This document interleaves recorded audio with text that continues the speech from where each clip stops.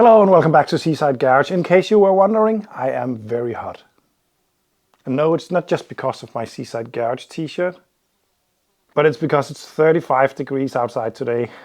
Luckily the garage is actually quite cool, but I have to stay inside at least. It's very hot. But what I want to do today to the 2CV is an upgrade that I think is a very good upgrade on a 2CV used as a daily driver.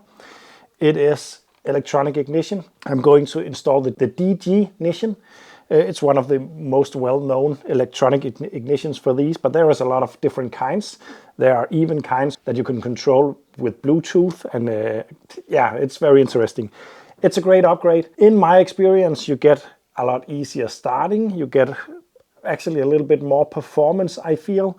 I've measured at least 1 kilometer more on a liter of petrol. On my previous 2CV I used as a daily driver, I was up to 17 point something kilometers per liter with the electronic ignition. So it's a great add-on. But if you're going on off-road adventures or any kinds of adventures in a 2CV where you need to be able to fix it on the side of the road, I would not install that, or at least I would have a spare in the car, because points and condensers can be fixed on the road. It's quite easy to work on. You can just adjust it, you can clean the points and so on. The condenser can fail, of course, but you can do something about it. When the electronic ignition fails on the side of the road, you can't really do much about it. So my advice, if you, for instance, are going to do some green laning, cross some flooded areas, yes, it's possible in a 2CV. I know a lot of people go to Iceland every 4th year to drive around up there in 2CVs, and they can do that perfectly fine. But the electronic ignition doesn't really like water. What I would do if I install the electronic ignition would be to keep the stuff that I'm pulling off today and just put it somewhere in the car. Then you can just install it on the side of the road in case the electronic ignition fails. But let's install the electronic ignition. It's going to be quite easy because the car is disassembled at the moment, so there's a lot of space.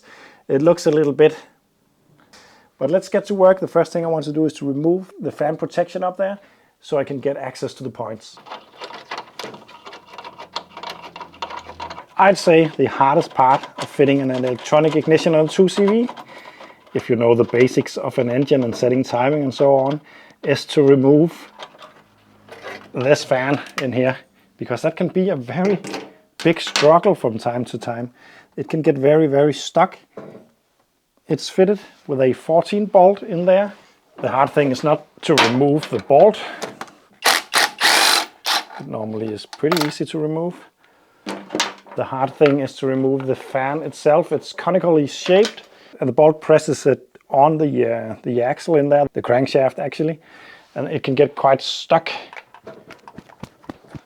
To get it loose, fit this back in, something that is snug, and then give it a tap. That was very, very easy. And that's because this engine has been apart, not by me, but by the previous owner. It's been restored, and this can be very difficult. Sometimes you need to give it a tap with a hammer and it comes loose. It's not that bad, so don't be completely scared of this task, but it can be a little bit of a struggle, so don't be surprised if you use some time taking this off.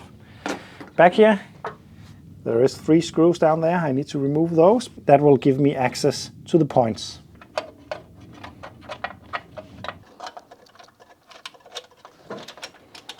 And with that last one removed, I can flip up this piece and get access to the points down there. I'm just going to disconnect this wire straight away because we're not going to use that anymore. These wires are no longer used and can be removed, but I'm going to leave them in place because of the fact that it's nice to be able to switch back in the future without too big of a hassle. So by removing these 2 screws, I can remove the box. Oh yeah, that was tight.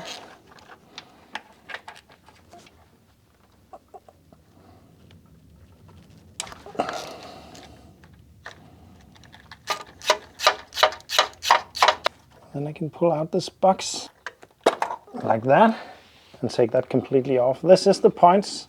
In here we got the points and the condenser. Simple setup. You can alter the timing by moving it around a bit.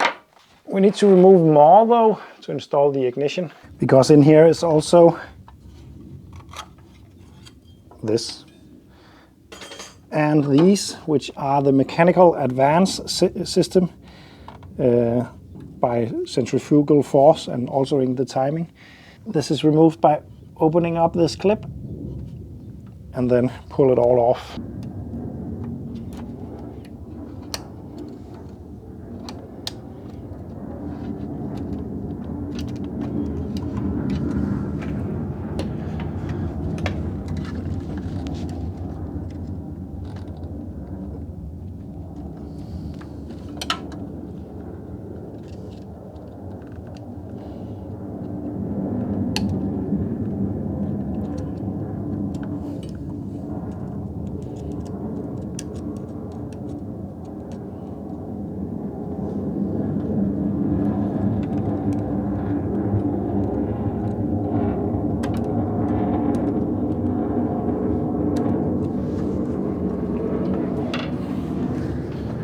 Getting quite intense, the aircraft outside.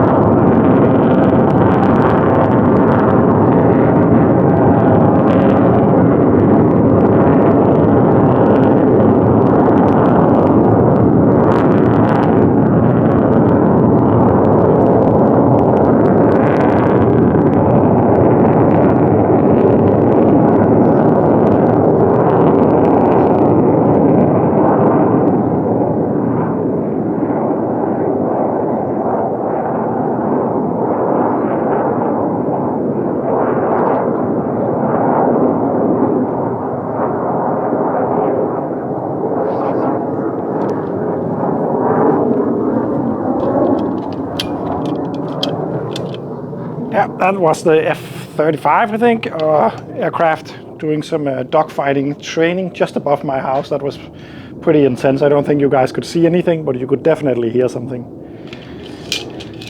Back to work. Trying to get that clip off is not always that easy. I think it's gotten a little bit harder than normally. Maybe it's time to get those eyes checked.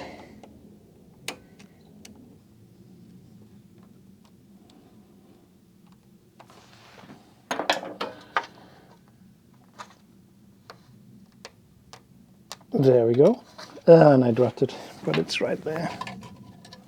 And then I can take this ring off also. And pull this entire assembly off.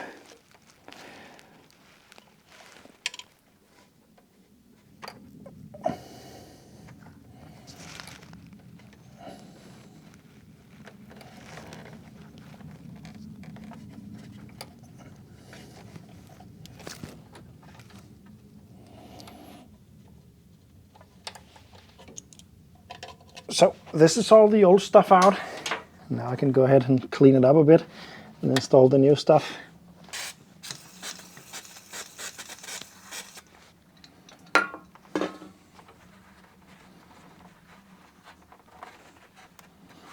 It's now clean, no magnetic dust or anything. And then the ignition module comes in with the wires. This is just installed on top of this, like this. And then the old original bolts are used to fasten it, but I'm just gonna loosely fit it for now because we need to set the timing. So it just needs to be so that I can spin it like so. And then the wiring I will feed through this. I will keep the old wire in place in case it's needed to revert to the original setup at one point. Put this through over here and fit a grommet.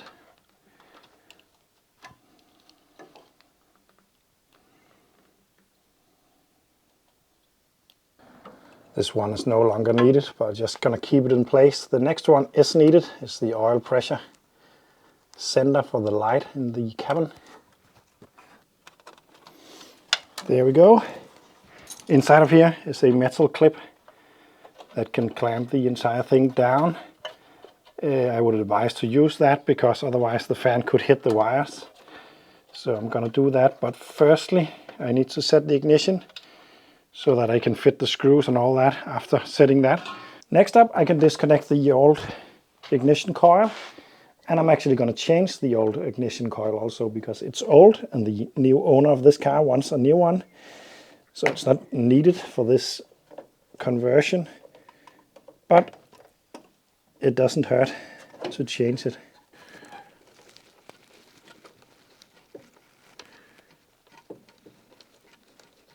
And the old one comes out and the new one goes in. And I can install this plugs and wires. Ignore the mess of wires up here because I'm working on that. I'm actually finished. I just need to fit the indicators and wrap it all up again. I had massive issues with the wiring on this one, which is surprising because it's quite simple. It turned out that the fuse box was wired wrong. That was fitted when I got the car, so I hadn't done that, and I was expecting it to be correct falsely.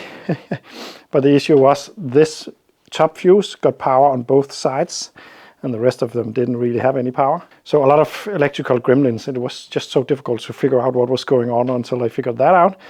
The charge relay is not original either, so I thought the problem was with that, but it's not. Everything works now. I just needed to sort out that fuse box. So now I can reconnect the oil pressure light. This will not be used anymore. This is the positive for the coil. This I need to connect to the red one on the DG ignition. The rest of them I don't need to connect right now because now I need to set the ignition.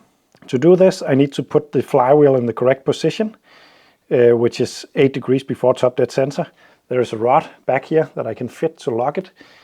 The 2CV engine got 2 cylinders, but it uses the wasted spark system, so there is actually just one firing point on the engine because it just fires both spark plugs, even though it's not on the compression stroke on one side. So to set the engine on that point, firstly we need to locate the hole down there. Right down there is a hole on the casing of the engine. That hole, maybe there's a bit better view of it right there. With that hole corresponds with a hole on the flywheel itself. So by spinning the flywheel until I find that hole, I can fit a 6mm rod or a drill into that hole and lock the engine in the correct position. So I have this 6mm rod that I will go down and feed through that hole. I think it should be possible to see it now. You can see the threaded rod down there, and then I just need to locate the hole on the flywheel. I'm just going to put it in gear and push it.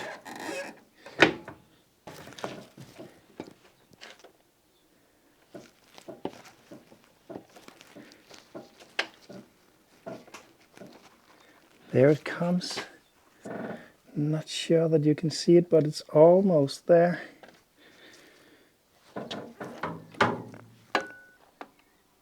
Do you see that? The hole aligns just with the pin. And if I push it in, whoop, it goes straight in. I think it's very difficult for you guys to see this, but it is fitting straight into the hole. That means that the engine is on timing, or where it's supposed to fire. So now what I need to do is to put the car in ignition, like that. That now means that the DG ignition, that the new ignition module is seeing power from the ignition wire right there. And then there's a light right there, which is currently not lit. Just need to turn this until it lights up. There we go. Then I need to turn it left until it switches off again. That's right there. And then slowly to the right until the light lightens up again. And that is the timing point. That's right there.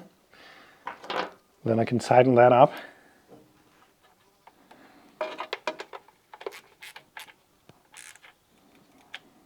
And then I can take the white wire from the ignition module down there and fit to the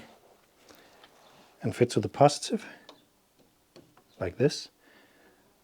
And the black one and fit to the negative, like this. And then I'm just going to switch the ignition off, like so, and then I can fit everything back together so we can do a test. But one important thing, remember to remove that rod. Ask me how I know. I have installed quite a few of these and I have made an error. So remember to remove that. It's right down here. Whoop. And then I just need to fit the cowling and the fan and all that. And remember to put the fan belt on. This is important. It is delivering cooling to the engine while stationary especially. Yes, the thread up here has failed. Not gonna do anything about that today. There we go. Need to dress this up and put some tape around it and strip it. But we can test run the engine now.